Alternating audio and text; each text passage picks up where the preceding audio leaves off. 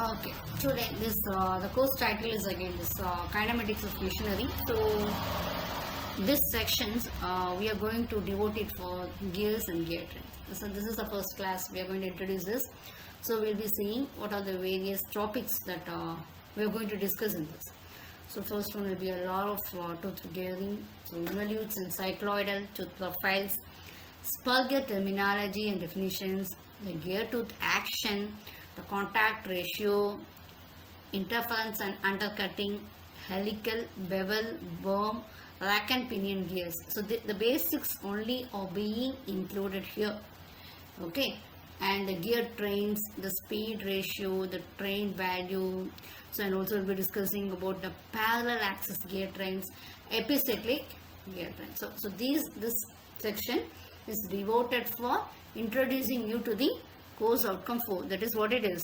Analyzes the performance of gear train for power transmission. So this is very important, since you know very well power transmission by gears will be playing a major role. Starting from watches or automobiles, everyone, whatever be it is, you know very well the power transmission by gear trains, they are playing a significant role.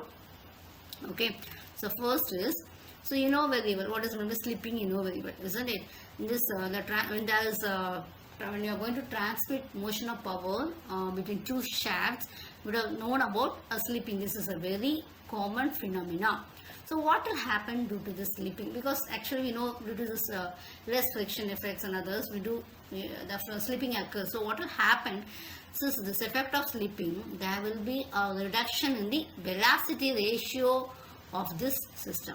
Okay, we know very well this velocity ratio is very important in determining the overall efficiency of power transmission, right? So that is in precision machines in which a definite velocity ratio is of importance.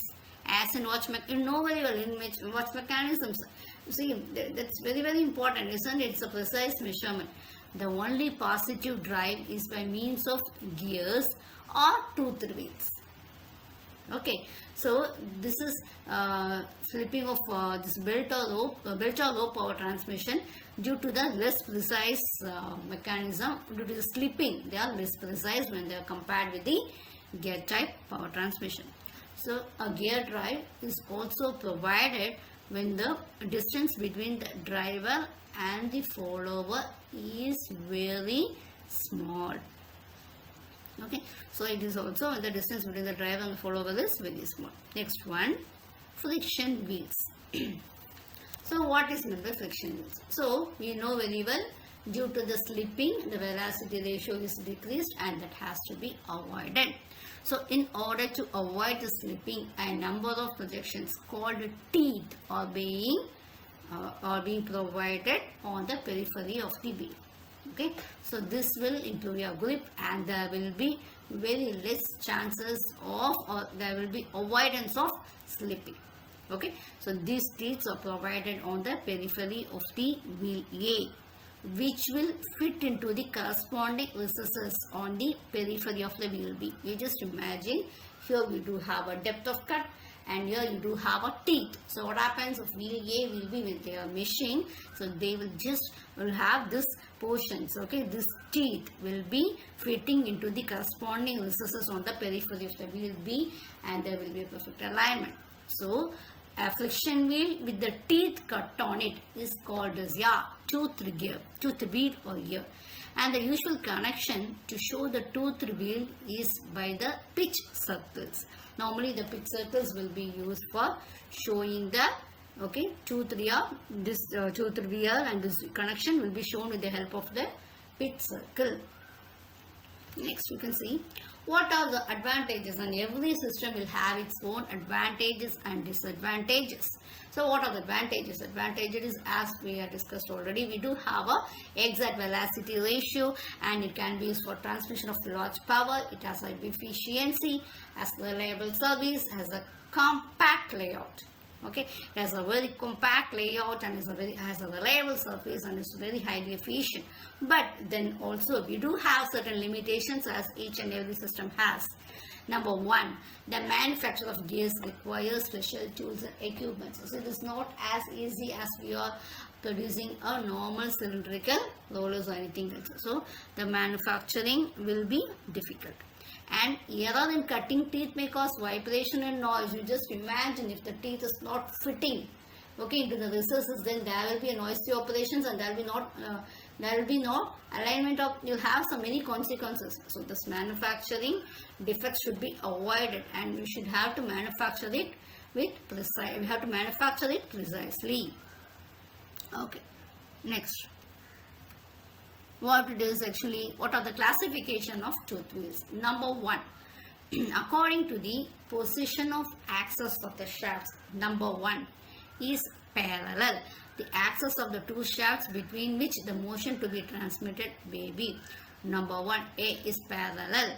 Number B is it may be intersecting. You just imagine shafts of the axis of the shaft, how they are. They may be parallel, they may be intersecting, or they may be non-intersecting, and they can be non-parallel also. Okay, so it can be of any of these three.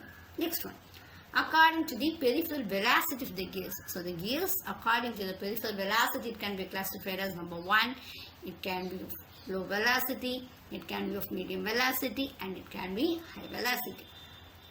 Okay, so next one, according to the type of gearing.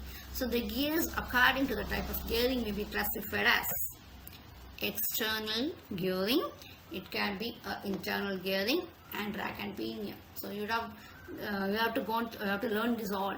And the last one, according to the position of teeth on the gear surface, the teeth on the gear surface may be straight, inclined, or curved. So these are the various of classification of tooth wheels based on the position of axis of shafts, or based on the peripheral velocity, or according to the type of gearing, or according to the position of teeth on the gear surface. Okay, next one, I'm explaining according to the position of axis of the shafts. We are going to explain it. The two parallel and coplanar shafts connected by gears are shown in this figure. You can show in this figure. These gears are called as spur gears. Okay, so these gears are called as spur gears. Next one, another name is given to a spur gear is your helical gear. So that can be also called as your helical gearing, in which the teeth are inclined to the axis. Then what happens here? The teeth are inclined to the axis. The double helical gears, what happens? These are called as herringbone gears. A pair of spur gears are kinematically equivalent to a pair of cylindrical discs keyed to parallel shaft and having a line contact. You can just imagine the spur gears are kinematically equivalent to a pair of cylindrical discs keyed to the parallel shaft. You just imagine, and they are having a line contact.